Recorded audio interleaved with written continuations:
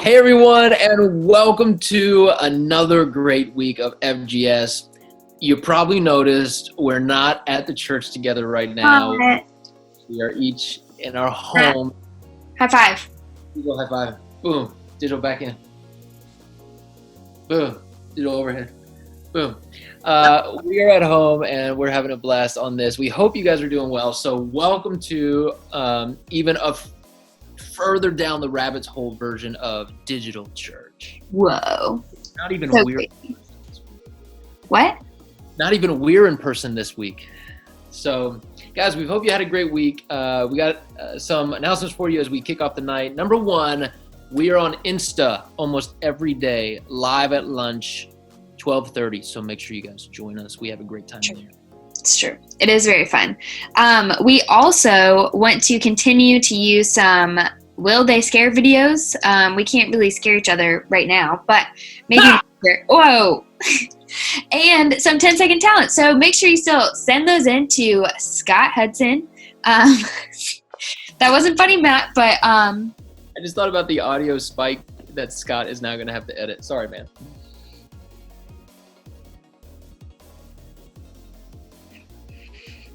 What happened? I can't hear you anymore. Wait, what's going on?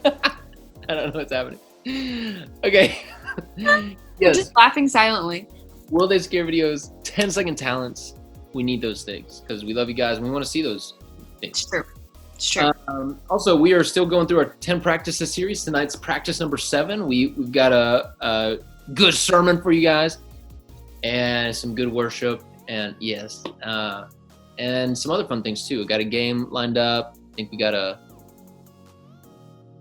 Ray, did you do a FaceTime this week? No, we actually have a special senior segment tonight, and our seniors are going to be just sharing some nice parting words with our other high schoolers. And we also have a video. Dallas and I delivered the March Crackness Prize to Ethan Anderson this week, so we have a nice video. Very cool. of that. Also, guys, we have one last announcement. We announced last week we would be meeting back in person May 31st. And That here is- we are. That's not true. That would have been tonight, but it's not. Yeah. So last week we found out that someone on Fellowship Greenville staff tested positive for COVID, and that kind of shut a lot of things down and pushed some things back. So we are still hoping and planning to kick off in person, but that won't happen until a to-be-determined date because we have to wait and see how that plays out and then see if anyone they came in contact with becomes positive. So we have to wait. So to be determined. So for the time being, we're still on our digital format right here on YouTube. Very digital, right here on Zoom. Oh, and YouTube. Yeah. Yes. Well, guys, it's going to be a great night. Buckle up. You ready?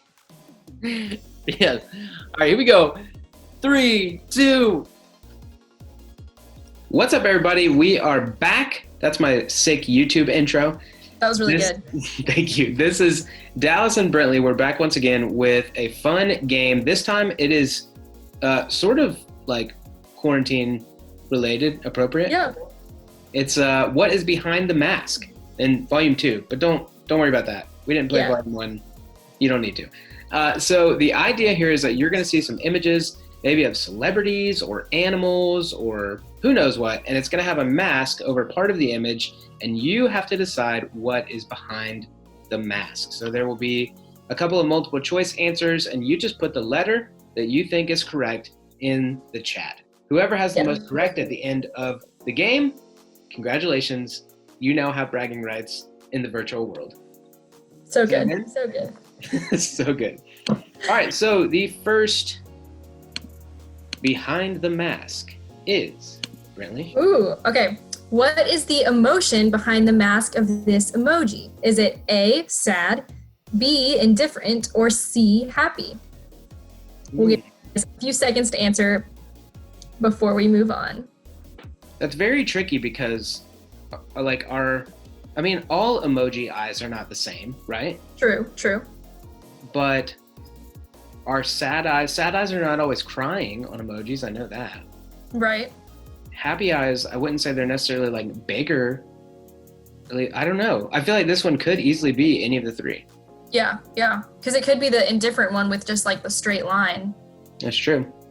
Yeah. Well, you need to make All sure right. your answer is in the chat because A, you B, or have C? 5, 4, 3, 3, 2, 2, 1. 1. The correct answer is happy. Woo! He's a happy little emoji. What a nice guy. All right, if you got You got happy, it. pat yourself on the back. Positive vibes only, apparently, for that emoji. All right, this next one. I don't think it's a celebrity dog, but it is a dog. What are you going to see on the mug of this pug once we take off the mask? Will he have his tongue out? Will he have a smile on his face or a snarl? Interesting. I liked the rhyming of mug and pug. That was really Yeah. good. Well, I'm now a rapper. Oh, wow. Those are my main rap words as well. Nice. Once again here, I'm kind of focused on the eyes. Uh-huh. Tongue out with those eyes, I'm not sure. Not sure how that feels. A smile? I don't know. To me, like, snarl makes the most sense, but I'm not saying that that's the answer. Yeah, honestly, based off of the eyes, he looks kind of sad. So I don't really know. True, so none of these three. Well, hey, you in the chat have to make a decision. Put your answer in 5, 4, 3, 2, 1. Oh, it's tongue. It is tongue. That's surprising. Yeah. Ooh, look, and he's got some like hairy moles on the side of his face. Oh, my. Real cool. Real cool pug. All right.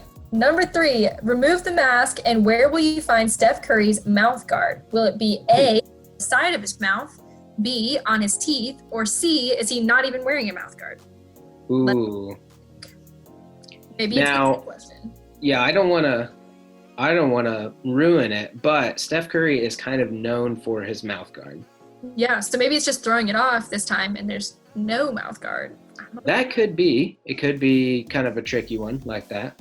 Mm-hmm. But he's known for chewing on his mouth guard, for regularly having it outside of his mouth, especially in big moments in games.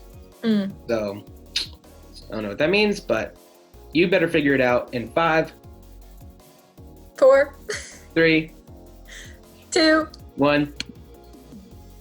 Ooh, it was A, on the side of his mouth. On the side of his mouth. Oh man, now I feel like I kind of gave it away. I forgot one of the answers was like on his teeth, which would be where he should have it, but Right. oh well. Right. It's okay. If you got it right. Maybe you got it. Yeah. All right, here's the next one. We've got Taylor Swift. Remove the mask, and what kind of expression does Taylor have? Now, this one is for Rachel. She's a big T Swift fan. Yes. And, I wanted to leave it out, but Brentley said we had to. Does Taylor have a smile? Is she happy we left her in? Does she have a frown? Is she upset that we even debated it? Or is she straight-faced? She just really doesn't care, one way or the other. There we go. A, B, or C. I don't know. Huh? I feel like her eyes. I always look at the eyes, but I feel like her eyes could go for any one of these. Yeah. Well, the chat needs to figure it out in 5, 4, 3, 2, 1. The correct answer is straight-faced. It's verging on a smile, I think, but it still is straight-faced. Yeah. It's not like a really big smile. Like she sees somebody she's really trying to be hardcore with, but Yeah. you're Taylor Swift. Come on. We know you try to play hardcore, but it's fake. All right, here we go. Next one. Brentley, All right. I think it's going to be our last one. All right, last one. Hopefully you guys can get this one. What is the color of the macaroon that is about to be unmasked? Is it A, pink, B, yellow, or C, blue? Now this one is hard because there's literally no way of you knowing. You can't base it off of the eyes. All the other ones have had eyes. This one, you just have to guess. Yeah, I mean, maybe you can bring in just your knowledge of macaroons and There you go. the color pairings. Right, like what's the color scheme of this particular macaroon tower? Mm-hmm. Very Green. So I'd interesting. say that's like green. Is that like, would you say that's tan or brown? I don't. And then a black? Light tan. Light tan, thank you. Yeah, I don't know. This is a difficult one, but we don't have to figure out the answer. You do in 5, 4, 3, 2, 1. It's pink. That is very pink. I think that's the most pink thing I've ever seen In your entire life. in my entire life. I bet Pinkalicious would love this macaroon. Are you familiar with Pinkalicious? No. It's a kid's cartoon. That's Wow. where everything's pink. Literally everything. Wow. Well, I think that they would really like that macaroon then. Well, I think that if you got that correct, you really like it. If you got it wrong, you don't. Tally up your score. Let us know how many you got correct in the chat. And again, congratulations if you have the most correct, because you just won virtual bragging rights over everyone else in this chat. Hope you guys enjoyed playing this game with us. We had a lot of fun. What is up, high school? We miss you guys so much. We cannot wait to get back to gathering and singing and worshiping together again with you. This week, Matt is going to teach us on the spiritual practice of remaining responsible. Whether we're young or we're old, all of us have different things that we've been put in charge of. It can be something as simple as taking out the trash or as involved as helping to take care of a younger sibling. We don't want quarantine to be a season of laziness or of slacking for you. Rather, as a ministry, we want to challenge you to be productive and to be diligent over the things that you have been put in charge of. We believe that this is part of being a good steward and that ultimately your faith will grow because of it. So as we sing now together, let us be mindful and thankful of our Savior. Jesus is someone who showed us ultimate responsibility. He bore the weight of our sins on the cross. He had the opportunity to avoid it, but he still chose to show us his love through that. So let us be thankful for his responsibility for us, even to the point of death, as we sing.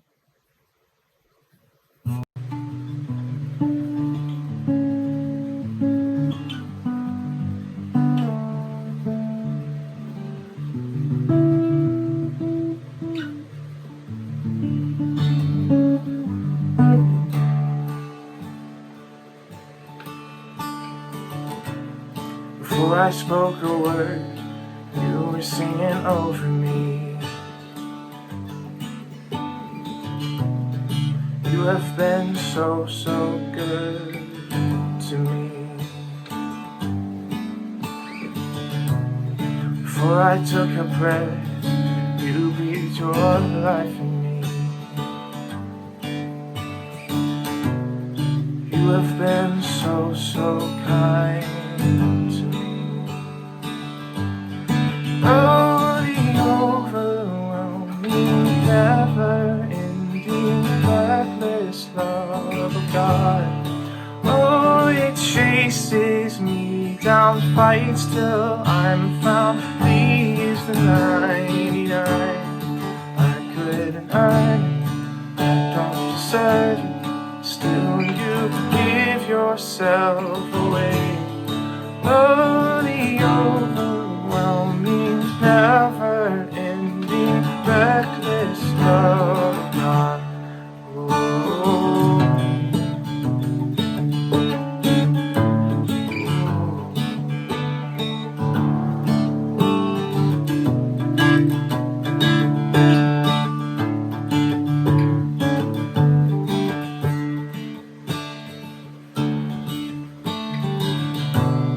When I was your foe, still your love fought for me. You have been so, so good to me. When I felt no worth. When I felt no worth, you paid it all for me. You have been so, so kind to me. Yes, you have. Oh, the overwhelming, never-ending, reckless love of God. Oh, it chases me down, fights till I'm found, leaves the 99. I couldn't earn it, I don't deserve it, still you give yourself away. Oh, the overwhelming, never-ending, reckless love of God. Yeah.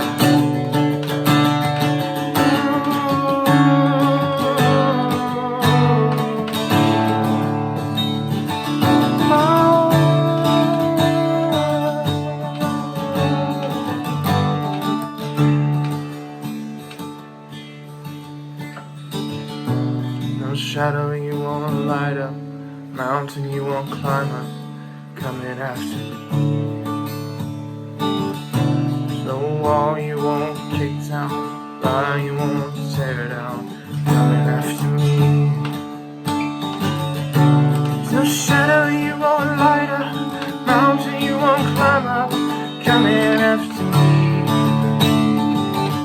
There's no wall you won't kick down, lie you won't tear down, coming after me. Oh, the overwhelming, never-ending, reckless love of God. Oh, it chases me down, fights till I'm found. He's the 99 I couldn't earn, I don't deserve. Still, you give yourself away. Oh, the overwhelming, never-ending, reckless love of God.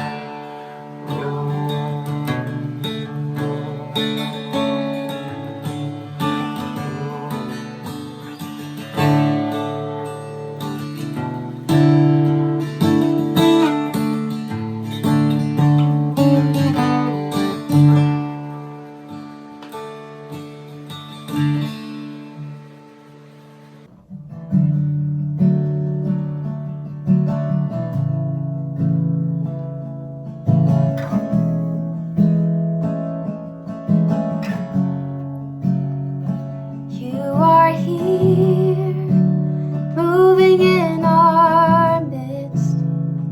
I worship you, I worship you. You are here, working in this place. I worship you, I worship you. You are Waymaker, miracle worker, promise keeper, light in the darkness, my God, that is who you are. You are Waymaker, miracle worker, promise keeper, light in the darkness, my God, that is who you are. You are here, touching every heart. I worship you, I worship you. You are here, healing every heart. I worship you, oh, I worship you. You are here, turning lives around. I worship you, I worship you. You are here, mending every heart. I worship you, oh, I worship you. You are Waymaker, miracle worker, promise keeper, light in the darkness, my God, that is who you are.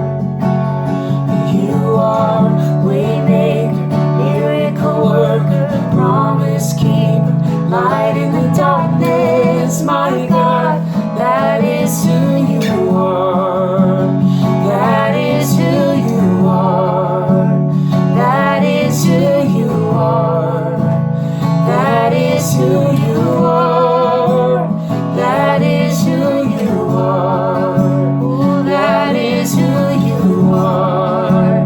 That is who you are. That is who you are. That is who you are. Even when I don't see that you're working, even when I don't feel that you're working, you never stop working. You never stop working. Even when I don't see that you're working, even when I don't feel that you're working, you never stop, you never stop working. You never stop, you never stop working. Even when I don't see it, you're working. Even when I don't feel it, you're working. You never stop, you never stop working. You never stop, you never stop working. Even when I don't see it, you're working. Even when I don't feel it, you're working. You never stop working. You never stop, you never stop. You are waymaker, miracle worker, promise keeper, light in the darkness. My God, that is who you are. You are waymaker, miracle worker, promise keeper, light in the darkness. My God, that is who you are. That is who you are. That is who you are. That is who you are. That is who you are. That is who you are.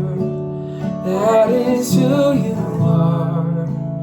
That is who you are. That is who you are.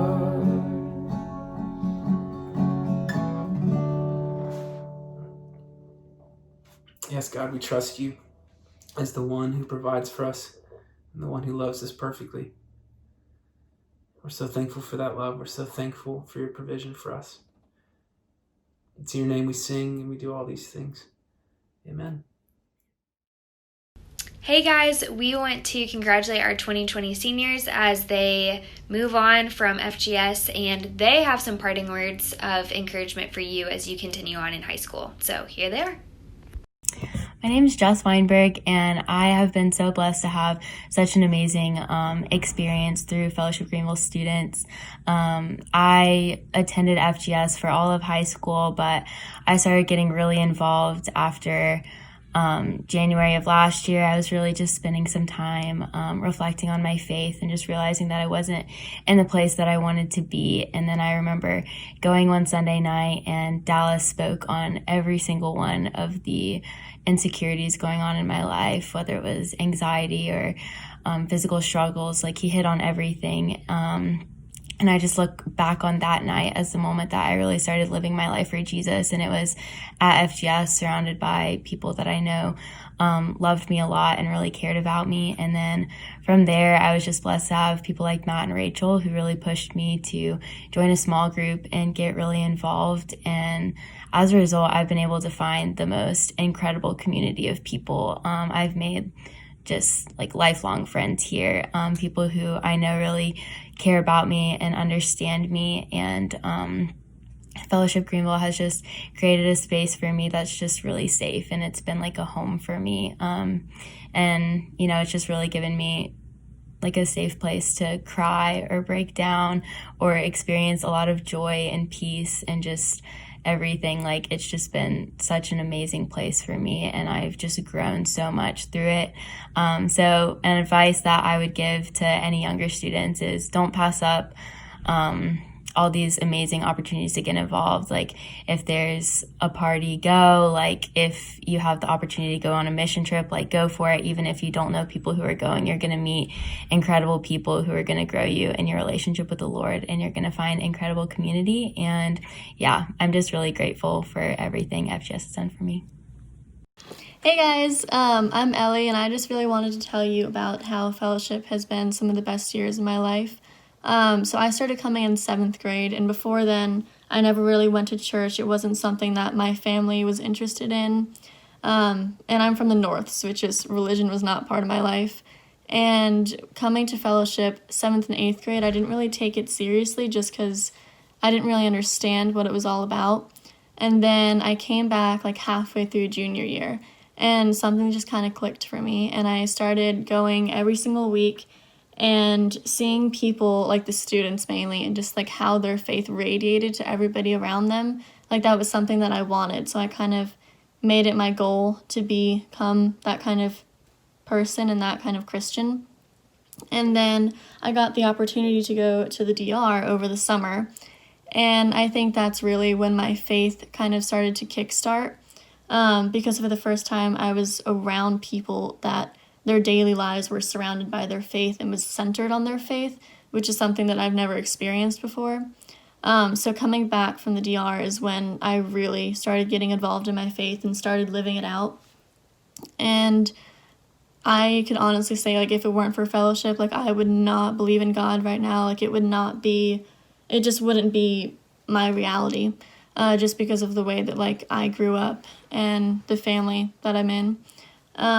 But I would definitely say to people that either are just joining fellowship or have been there for a while to take advantage of it and not to take anything for granted, because I know that, like, it seems like, oh, like, my parents are forcing me to come here, like, oh, like, there's so many places, like, I'd rather be, but it's really a special place. And I know that, like, sometimes it can be hard to be, like, around people that have, like, I don't know, like, a perfect picture of what a Christian person should be. And I just want to tell you to have grace with yourself, and that if you're having, like, a rough spot in your faith, like, that's okay.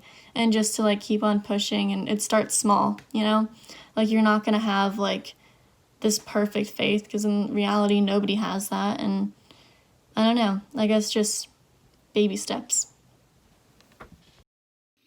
What's up, high school, and welcome to another week of FGS. We are so excited that you're here. It is me, Matt, and no, we're not filming from church this week. We are filming from my home, so welcome to Matt's home. Over the past few weeks, guys, we have been talking through some spiritual practices. 10 practices is what we're calling them, very creative. And we feel like these 10 practices are rhythms and ways of Jesus that, if implemented into our lives, will help our faith not just survive, but thrive. I mean, I honestly believe that these practices can help us have a stronger faith than we've ever had before, even before COVID, when we were still meeting together and things like that. We're saying these practices, these rhythms, these ways of Jesus will help our faith blossom and thrive and come to a maturity now and beyond COVID. So we are really hoping you guys have been enjoying them and applying them. And this week, we are talking about a brand new practice, practice number 7. And the practice is remain responsible. I know, it's like super exciting, and I know you can't wait to hear it. Actually, I bet most of you guys are like, remain responsible? What does that have to, what kind of practice is that? Like, okay, boomer. But hear me out. This week is not really about like doing this or not doing that or things like that. It's really all about time. This week is all about time. I have in front of me a very scientific and specific tool to measure time. That's right. I know you've seen these before. This is a sand timer. You've probably seen these in like a Taboo board game or something like that. This right here is to help my sons understand how long they need to brush their teeth for. And they're pretty simple, right? Like the sand in the bottom is showing how much time has passed, how much has gone by. You won't get it back. It's already been measured. It's already gone. The sand up top is showing you how much you have left. But right here in the middle, this choke point right in the middle, is actually the crucial stuff. This is showing us what's happening now, what's happening in the moment. What are we doing with this? And it's actually this principle that's really inspired me over the years. I've been very challenged in my faith, and Jesus has brought some things to the surface for me. But there's a principle in life that goes like this. We tend to make the most of the time we have now when we see how much time we have left. And so simple ways of measuring time and getting a visual helps us make the most of the now. In fact, recently I discovered in the average lifespan, here in the United States, the average lifespan, we have about 4,000 weeks in our life. And that's it. And maybe you hear 4,000, you're like, I got plenty of time. But I don't know, man. I heard 4,000 weeks and that's it.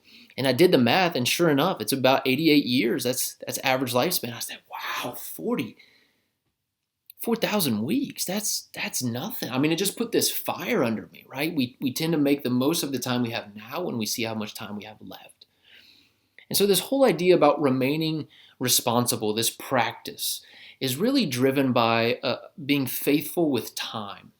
Jesus models this. In fact, the scriptures have a lot to say about how we use our time. This is one of the big categories. The talents God has given you, the treasures or money or gifts that God has given us in life, and then time, the time that He's given us. This is one of these big categories that God expects us to do something with. And the practice this week is, how do we actually remain responsible? How do we make the most of our time? And I want to look at a story tonight, a very interesting story about a guy named King David. And you've probably heard of David. He's the most famous king of all of Israel, except for Jesus. But in the Old Testament, when he was first chosen to be king, he was a nobody and he was a no name. And he was kind of overlooked as well. And so it's a really, really interesting story. So I want us to turn in our scriptures to 1 Samuel, old school, Old Testament, 1 Samuel chapter 16. We're going to be in verse 5 through 13. Here's the context. There's this king of Israel, and his name is Saul. Saul is he's kind of like this rugged dude, and he's handsome. Scriptures say he's handsome. He's a shoulder height above every other dude. He's just like this guy, this macho man, and everybody loves Saul. And Saul had a great start as the king of Israel, but a terrible finish because he stopped listening to God. And so at a certain point, God decides, I want to anoint a new king. And there's this man named Samuel, and Samuel is a prophet. And in the Old Testament, prophets were like mouthpieces for God. He would speak to them, and then they would speak on his behalf. And God says to Samuel, I want you to go to such and such place. I want you to go to this place and this house because I'm going to anoint a new king. And there's a man named Jesse, and Jesse has some sons, and one of those sons is going to be the king. I'll let you know. So Samuel rolls on over to Jesse's house. At the end of verse 5, it says he consecrated Jesse and his sons. He invited them to the sacrifice he was going to give to God. When they came, the first son, named Eliab, walked in front of Samuel. When they came, Samuel looked on Eliab, and he thought, surely this is the Lord's anointed before him. He looked at him, and he's like, this has got to be the dude. This is the new king. So this is Jesse's first son, the oldest son probably. Verse 7, but the Lord said to Samuel, don't look at his appearance or on the height of his stature, because I've actually rejected him. The Lord does not see as man sees. Man looks on the outward appearance, but the Lord looks at the heart. And then Jesse called his next son, Abinadab, and he made him pass before Samuel. And God says, neither has the Lord chosen this one. And then Jesse made Shammah pass by. And he said, the Lord has not chosen this one. And then Jesse made all 7 of his sons pass before Samuel. And none of them were the chosen ones, the new king. So you can imagine the scene, right? Like you get this word that the prophet of God is coming to your house to choose the new king, and it's going to be one of you. And you and all the other brothers are like super competitive and like, oh, it's going to be me, dog. Once he sees me, you got your eyebrows on fleek. You're looking, you got your drip going. And here comes the first son, Eliab. And, he's practiced his walk a few times. He's ready to get right in front of Samuel. And he just walks up. He starts strutting in front of him, feeling good about himself. And Samuel looks at him. God says, it's not him. Samuel's like, really? But that dude looks, God's like, it's not him. I'm looking at the heart. All 7 sons walk by, not a single one. And so it's really interesting because Samuel's there to choose. And none of these are the new king. So Samuel actually says to Jesse, the dad, he says, listen, do you have any others? Which is such a funny question, right? Like, I know you brought your son. Do you have like one more somewhere? Did we forget one? Did you overlook one? Is he like hiding in a room so you're just kind of embarrassed about him? And actually, interestingly, sure enough, Jesse looks at Samuel and he says, well, I mean, we have one more, the youngest one. But he's not, he's out with the sheep, dude. Like, you want him? And Samuel says, yeah, send and get him. I'm not going to sit down until he gets here. And they went and found him, and they brought him in. And God said to Samuel, anoint him. That's the one. So Samuel took the horn of oil and he anointed David in the midst of the brothers, and the Spirit of the Lord rushed upon David from that day forward. He was the king, the anointed king. So tonight, though, is not really about David being chosen as king. It's really about remaining responsible, right? It's really about this idea that being faithful in the little things leads to great things when God uses them. So think about the scene. Jesse's got his sons out. Samuel's there to choose a new king. The family knows what's going on. Imagine this came to your mailbox.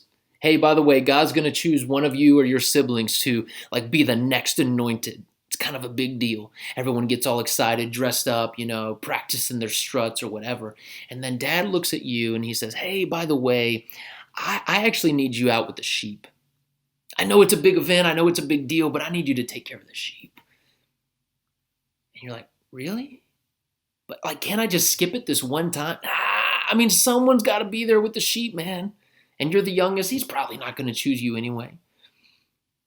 Man, you don't think David was out in the field with some sense of fear of missing out? You don't think he was out in the field with some sense of I just want to see it. I just want to be in there. You don't think he was tempted to leave his sheep and go and peer over the window just to see what's going on, or just so that maybe Samuel might see him? But David was faithful in the little things. He was out with the sheep. He remained faithful. He remained responsible. It's actually this quality that David references later when he defeats Goliath. Goliath is on the scene, tearing up a storm, striking terror into everybody. And David runs along and he's like, man, I defended the sheep when bears or lions came along. I'll take out this guy. This is not a big deal. He was faithful with the sheep. And it was that quality that God saw in his heart. This man is faithful in the little things. God uses everyday faithfulness to the little things to create big things in his kingdom. Oftentimes we think we got to do something grandiose and some huge action or decision, and that's going to be the game changer. And more often than not, it's actually everyday faithfulness that creates big differences. It was actually when David stopped doing this. There was one time, it'll come up on your screens, but 2 Samuel chapter 11, in the spring of the year when kings go to battle, David sent Joab and his servants with him and all of Israel, and they ravaged the Ammonites, this group they were at war with, and they besieged Rabbah, but David remained in Jerusalem. In the springtime when kings go to war, David stayed behind. He wasn't faithful in the little things. He wasn't where he was supposed to be when he was supposed to be there, and it got him in trouble. How do we use our time? I know it is so easy to think of this season as some kind of break. Man, stay at home, COVID, awesome. And it's so tempting to give ourselves to extra binge watching or longer nights on Warzone or Fortnite or less sleep or sleeping in way more than we would regularly, or just indulging in all these time wasters. And I get it, and I've been there, and I certainly don't do this perfectly. But this challenge, remain responsible, is all about being faithful in the everyday little things that God has called us to do.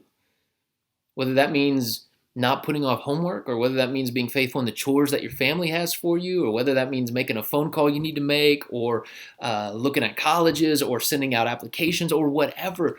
These acts of everyday faithfulness are actually some of the very qualities that God is looking at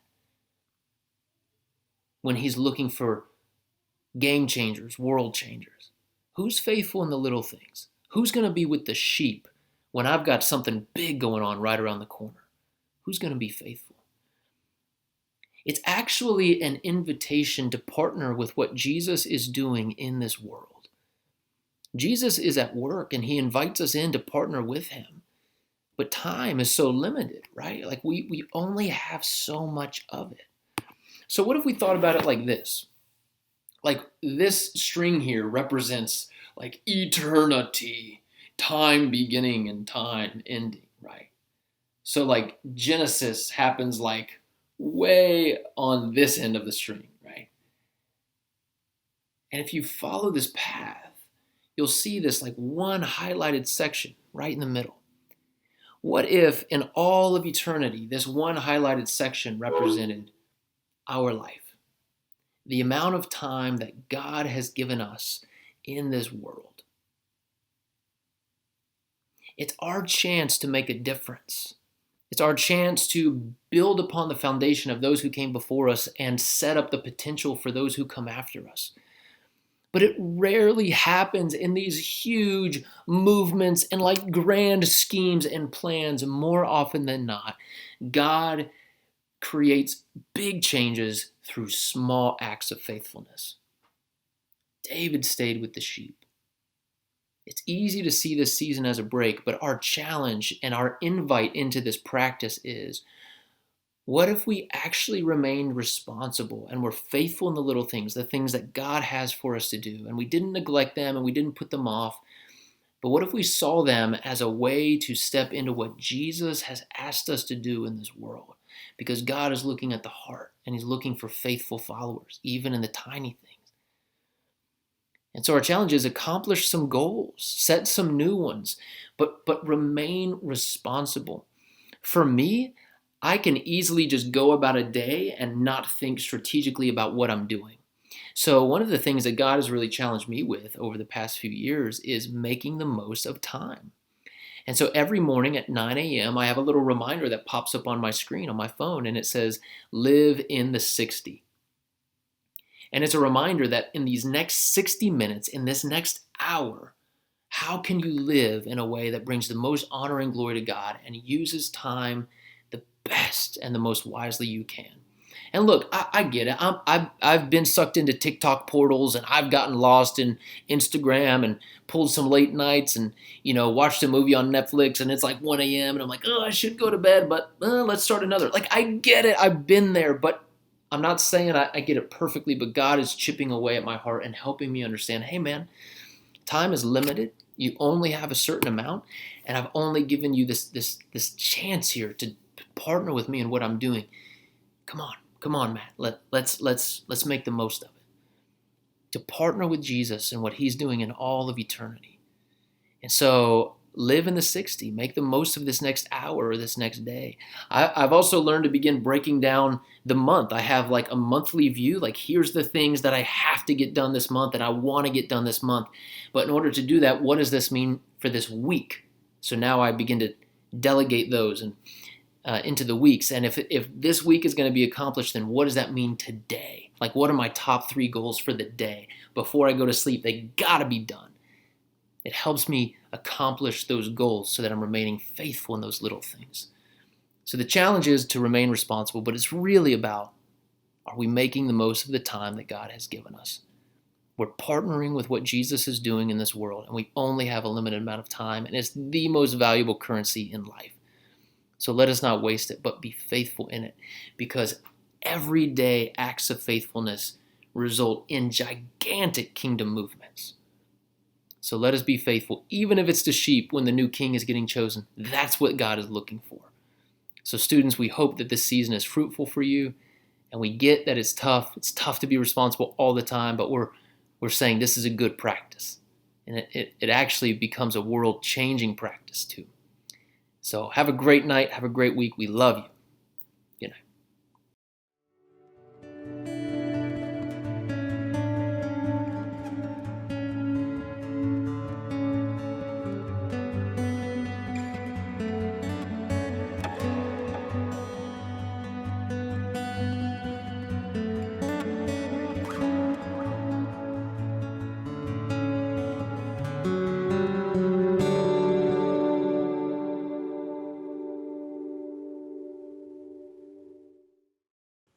Thanks, Matt, for that awesome message on responsibility. Guys, we are on the 7th practice of our 10 practices series, so only 3 more. Last week we focused on being in creation, and we know that this past week was pretty rainy, but hopefully you did have time to get outside or even just look out the window and just see the beauty of even the rain from our Creator. But this week we're focusing on remaining responsible. So during this time of the pandemic, it's easy to think of this time as a break and to give in to time wasters, things like Netflix, TikTok, Instagram, video games, or even like sleeping in. All of those things are just kind of time wasters. But we really want to challenge you to think about how God invites us to be a part of what He's doing in the world and to be faithful in our tasks right now, either big or small tasks. I think He calls us to be faithful and to be responsible with the time that He's given us, just like Matt said. So our challenge for you this week is to accomplish your goals each day and maybe even venture out and create new daily or weekly goals. So a big thing that you can do is to make a list either at the start of your week or the start of the day of just like different responsibilities that you have. So maybe that's homework if you're still in school, or chores that your family has for you to do, maybe even like walking the dog, or setting aside time to read your Bible and time in prayer, or taking time to spend time with your family. So just making a list of those things that you need to do. So we hope that that's helpful, and here are some small group questions to talk about with your small group or with people that maybe you're watching this with this week. So the first one is to share how you were able to practice being in creation this week. And if you weren't, maybe sharing how you want to in the future be in creation. We hope that you're building those practices on top of each other. The second question is, how did you feel when Matt talked about living in the 60? So he mentioned that in his sermon, and focusing on the time that you currently have. Do you think this is something that you could do? So maybe it is setting a reminder to remind yourself that you're in this moment. You have 60 minutes of this next hour. And the third question is, what are some of the little things in your life that you can do to remain responsible and faithful this week? So Matt talked about how there's big responsibilities and small responsibilities. So what are some little things that you can do this week? So we love you guys, and we hope this is helpful and challenging. All right, what's up, guys? We just left the house. I've got the whole family with me, and we are going to deliver the championship prizes for March Crackness 2020 to Ethan Anderson. So I think that he lives just around the corner from me, so it shouldn't be a long drive. We're excited to see his reaction. He doesn't know that we're coming. Hopefully he's home. Let's go deliver these prizes.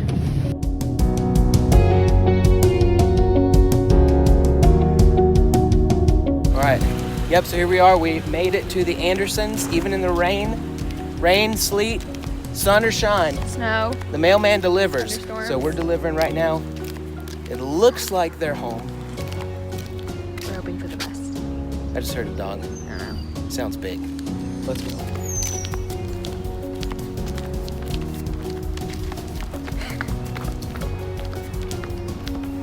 Nice landscaping. Yes, it looks very nice. Good job, Andersons.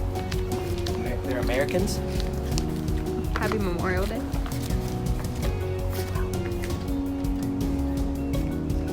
don't know if it worked, but I don't want to touch it again. It worked. Dogs are barking. We know you're in there. What's up? Hey, what's up? Jason! Ethan, come on out, my. Yeah. Oh my goodness. Have you grown an entire foot? How much taller are you than Dallas? Ethan, my friend, you are the 2020 March Crackness champion. And because of that, you get this trophy. You get a little Chick-fil-A gift card from our sponsor. That's a $25 gift card, by the way. Wow. You can feed the whole family. And he gets this basketball goal. Wow. So, Wow. you already have one of these? I do, but I can always use another. Well, you can make like a full court now. Yeah. Yeah, double Thank you doors. so much. Yeah, man. Wow, Congratulations. congrats. Bye, guys. Hope you had a great night, and we hope you have a great week. We sure do miss you guys, and we are, sad that we're not with you in person yet, but we will be one day soon. But again, apply the practices, live into them, and that first practice about remaining in community, being in community. Reach out to others, see how they're doing with all this. We miss you guys. We love you. We do miss you. Also, and right now, hold on. Special announcement. it is a possibility that my baby girl is born already. Who knows? Because we're filming this on Thursday and it won't air till Sunday. But she is due soon. And if she's not here by Monday, we're going to the doctors to induce my wife. So guys, be praying for my little girl. She may already be here. I don't know. Who knows? But We're excited, Matt. She's going to be cute. yes. But you can head over right now, as Rachel was Right now. Right now. See us on To the- Instagram Live. the IG Lives. Right Yeah. now. Right now. Go.